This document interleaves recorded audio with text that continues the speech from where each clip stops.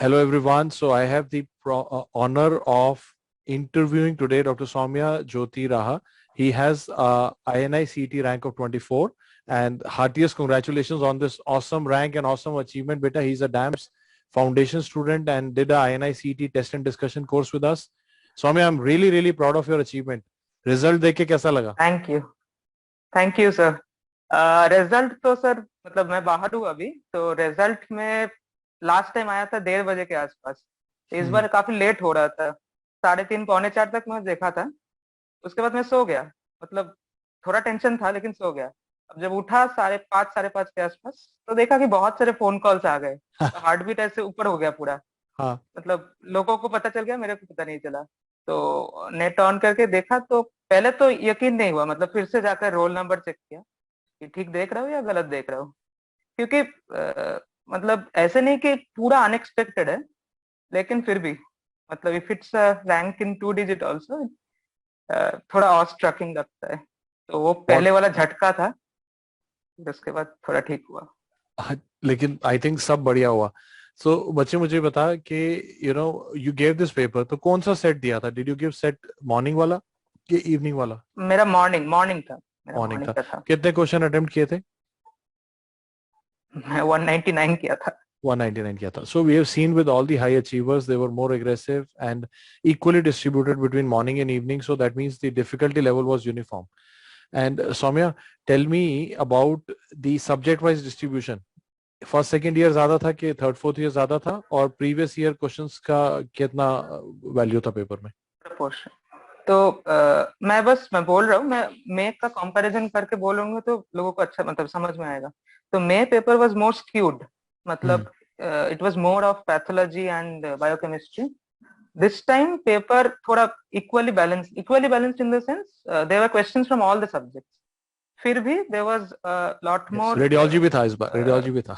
Radiology भी था, और इस बार मतलब जो दिखाई नहीं देता है पीवाईक्यू में, नेम्ड साइंस, तो that was also seen. it was mane common science, but it was there. That was first point. Second point is little less of OG papers, OG questions I felt, क्योंकि generally इन्हीं set में बहुत सारे OG questions रहते हैं। It is around 20 questions रहते ही है। इस बार परसेंटेज मुझे थोड़ा सा कम लगा लास्ट, मतलब बाकी सारे। And otherwise first second year papers subjects are much more, a lot of questions from path farm, biochem भी। लास्ट टाइम बायोकेम से मेटाबॉलिज्म का क्वेश्चन कम था, इस बार दिए थे ये लोग। So I felt it was a balanced out paper. लेकिन क्वेश्चन का standard, topics were common, PYQ topics were there. Some of the questions, मैं पीवाईक्यू रिपीट बोलूंगा तो repeat was little less I felt, but topics were repeated. लेकिन ये लोग topics के depth में घुस गए थे, उसमें ही प्रॉब्लम हो जाता है। मेरे को भी प्रॉब्लम हुआ, I think everybody face the same problem. मतलब you will be able to get the diagnosis, but वो जो 4 स्टेटमेंट्स है उसमें कितने करेक्ट कितने फॉल्स, ये सब में प्रॉब्लम हो जाता है। तो दैट वाज देयर। एंड बच्चे अदरवाइज आपने, it was a well balanced paper. yeah, so बच्चे, I think you have done very well and I think you have analyzed it accurately. मेरा भी ये मानना है कि this time the paper was more balanced than the previous year papers. Although फिर भी थोड़ा first second year predominance रहता है INI CET में as compared to NEET PG, but still the balance was better actually this time. And they have not gone to anything unusual. Usual चीजें लेकिन deep गए।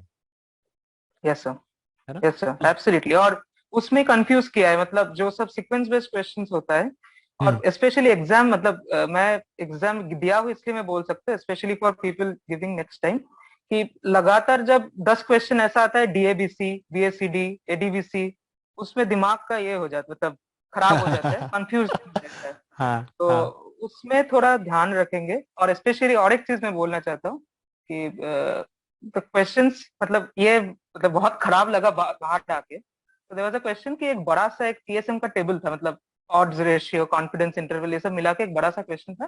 4 statement दिए थे वो लोग, और मेरा टाइम खत्म हो रहा था। वो दैट वाज द 198 क्वेश्चन। तो वो लोग पूछे थे which of the following are not false. अब ये लोग क्या किए, फॉल्स को कैपिटल में कर दिए, नॉट को स्मॉल में कर दिए।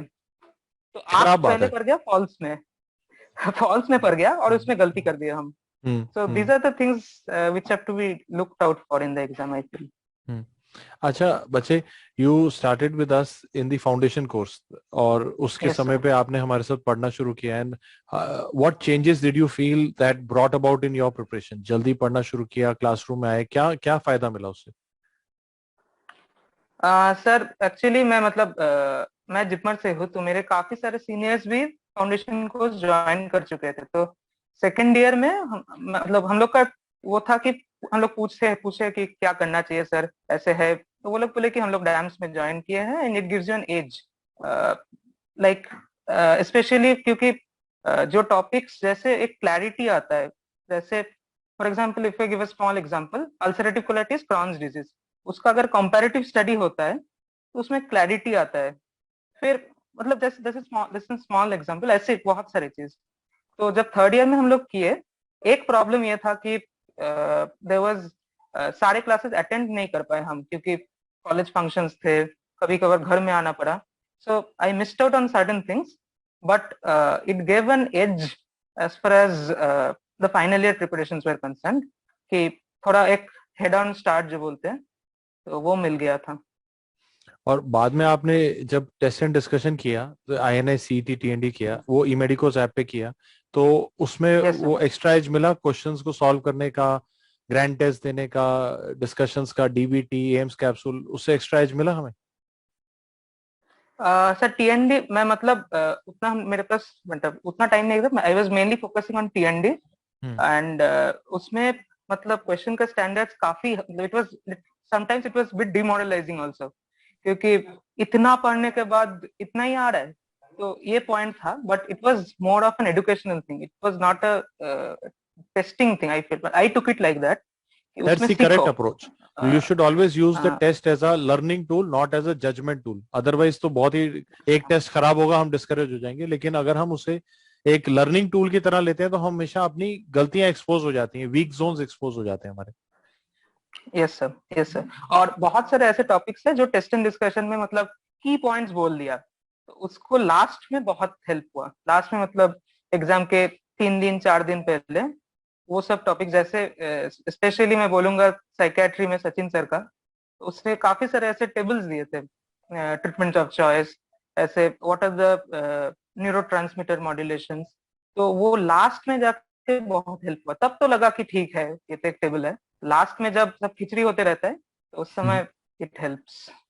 मुझे ऐसा लगता है यार, देख मतलब मुझे ऐसा लगता है बिल्कुल एकदम, अगर हम डायरेक्ट कहें तो मुझे लगता है डैम्स का जो हमारा स्ट्रेंथ है कि हम जो इतना सारा फैलाव है MBBS में, हम उसे समेटने में मदद करते हैं।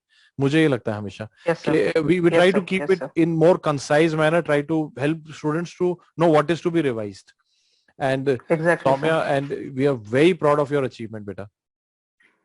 Thank you sir. I want to again say that, मतलब फाउंडेशन कोर्स में मैं डैम्स के साथ था बीच में, और एक इंस्टीट्यूट का हेल्प लिया इसलिए क्योंकि उस समय मतलब कोविड का लॉकडाउन हो गया था। तो देयर वाज नो ऑप्शन की, और उस समय इमोडिकोस उतना मतलब when I joined in third year, eMedicoz was in a nascent form, I feel like तो COVID most of the COVID के थिंग्स वर समय लाइव। शुरू किया था हमने, कोविड के समय शुरू किया था हमने। हाँ, तो एग्जैक्टली exactly. तो उस समय उसके बाद फिर से I joined back in TND. तो it was like a journey, complete journey जो कहते हैं। तो I'm so उसमें proud काफी of your हेल्प हुआ। journey बेटा, and I wanted to know from you कि कुछ mindset में ऐसा लगा बीच में कि कभी अप्स एंड डाउन्स हुए, अगर हुए तो कैसे मैनेज किए बेटा? तो अप्स एंड डाउन्स तो था, मतलब जैसे मई में जब रिजल्ट आया मेरा, उसमें इनिसेट में रैंक था 4400, 4314। और उसके बाद नीट में रैंक आया 1134। तो उसमें मैं किसी को मतलब ये सब पब्लिश नहीं हुआ, लेकिन that time many people were of the opinion that you should join a college, क्योंकि ये काफी अच्छा रैंक है। बट स्टिल देयर वाज एक सेल्फ डाउट था कि करे ना करे। मेरे को लगा कि अगर बिना, और उस समय preparation that was not a very optimal preparation. तो मेरे को लगा कि अगर इसमें से इतना हो सकता है, तो शायद थोड़ा और प्रिपेयर करेंगे और रिसोर्सेज के साथ तो अच्छा ही होगा। तो उसमें थोड़ा ऊपर नीचे आया है एट इन द कोर्स। तो in that time of course parental support is there, they have always help कि नहीं नहीं ऐसे ठीक है, या थोड़ा कम आ गया तो क्यों कम आ रहा है देखो, कौन सा सब्जेक्ट में कम आ रहा है देखो। तो फिर फ्रेंड्स के साथ डिस्कशन। मैं उतना मतलब ग्रुप स्टडी में, I am not a group study person, I am a self study person. तो फिर भी लेकिन मतलब जो सब सेल्फ डाउट, मेन चीज है सेल्फ डाउट, बीच बीच में आता है ये फेस की सही चल रहा है ना सब कुछ, तो उसमें हेल्प होता है discussions with somebody like with your core group. कोई ऐसा ऐसा आपको लगा कि जब टीएनडी में आए वापस से, जब आप आईएनआईसीटी टीएनडी में आए, बीच में कोविड के समय आपने थोड़ा सा पॉज आ गए, आप हमारे साथ फाउंडेशन में थे, फिर टीएनडी में आए, तो लगा कि थोड़ा सा कंसाइज करवा दिया टीचर्स ने और हम उसको एज की तरह यूज कर पाए? आई वुड से कि लास्ट के 7 दिन के लिए एक बन गया, हम्म। क्योंकि that is the most important thing I feel. मतलब now that I have gone through the journey, I feel that you study to make your revision notes. So perfect, that because was कभी made आखिर में revise नहीं कर पाओगे तो वो खत्म नहीं हो पाता। एग्जैक्टली। अगर हमने जैसे रिवाइज एक का छोटा सा स्ट्रेटेजी एग्जांपल, बनाया तो जीत जाते हैं। छोटा सा एग्जांपल मतलब इस बार आया हाइपोस्पेडियस का ऑर्डर ऑफ करेक्शन, ऑर्थोप्लास्टी ग्लैंडोप्लास्टी। तो वो लास्ट एक मतलब 2-3 दिन या शॉर्ट टर्म मेमोरी में नहीं रहेगा तो वो नहीं कर पाए, जितना भी कॉन्सेप्ट ले लो तो लास्ट में कंफ्यूजन होगा ही एग्जाम में जाके, तो हाँ। वो रहेगा तो अच्छा होता है। कोई ऐसा नॉन मेडिकल साइड जो आज आप बताना चाहें कि मतलब पढ़ने के अलावा और क्या करते हैं डॉक्टर सौम्या, और क्या करते हैं? कोई ऐसी हॉबी जो आप शेयर करना चाहते हैं जो लोग ना जानते हो? Hobby, I am a very, मुझे खेलना काफी पसंद, मतलब I follow cricket, not that much in, मतलब प्रेशर के टाइम पे उतना नहीं, लेकिन still I follow. I am a very मतलब अड्डा, जो बंगाली में बोलते हैं अड्डा बोलते हैं ना, तो हम्म। वो वाला हूँ। मतलब लोग मिल के थोड़ा ये होंगे तो वो अच्छा लगता है मुझे। और ऐसे हॉबीज कुछ नहीं है, बुक्स पढ़ना अच्छा लगता है। हम्म। नहीं, no special talent as such. और कोई ऐसा फाइनल मैसेज आप लिसनर्स को देना चाहते हैं, या कोई एक ऐसा आप उन्हें कुछ शेयर करना चाहते हैं कि वो भी मोटिवेट हो जाएं, और खासतौर पे वो बच्चे जो भी साइनाई सीटी में अच्छा नहीं कर पाए और जो नीट पीजी की तैयारी कर रहे होंगे? Any message you want to give to those aspirants? मेरा मैसेज यही रहेगा कि specially for NEET, cover all the subjects, don't go too deep, but cover it in a मतलब cover the breadth of it। एक plan बनाओ, क्योंकि अभी 4 महीने के आसपास बाकी है, 3.5 महीने। एक अच्छा सा प्लान बनाओ, take some time, take 2 days, make a plan and stick to that plan. और time to time, may be every fortnightly, review where you are standing. और सबसे बड़ी बात है कि जो भी जो भी टीचर या जो भी कोचिंग इंस्टीट्यूट को तुम फॉलो कर रहे हो, जो भी हो, मतलब वो डैम्स हो सकते हैं, कोई और भी हो सकते हैं, उस पर पूरा फेथ रखो। ऐसे कोचिंग हंटिंग मत करो, क्योंकि वो काफी पॉपुलर है अभी, क्योंकि that doesn't help in the at the end, it doesn't help much. Last में सब it comes down to that your revision notes. तो उसमें रखो, अपने आप पे फेथ रखो, और सबसे ऊपर भगवान पे भरोसा रखो। On if you have this put in note, efforts it will work.